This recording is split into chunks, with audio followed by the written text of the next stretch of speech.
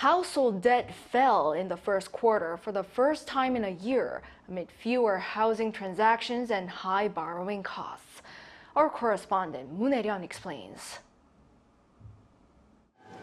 Household debt fell for the first time in a year in South Korea amid high borrowing costs and the sluggish real estate market. According to preliminary data released by the Bank of Korea on Tuesday, outstanding household credit in the first quarter of the year fell by 0.1%, some 2.5 trillion Korean won or over $1.8 billion compared to the previous quarter. As a result, it stood at over $1.3 trillion by the end of March.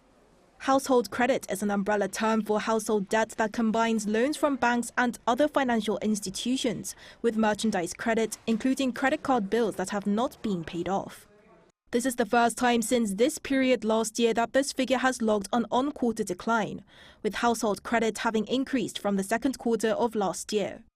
Looking at household loans alone, the figure fell by around $146 million on quarter, again logging the first on-quarter drop in a year. And the reason behind this was seen in an increase in mortgage loans that was lower than the previous quarter.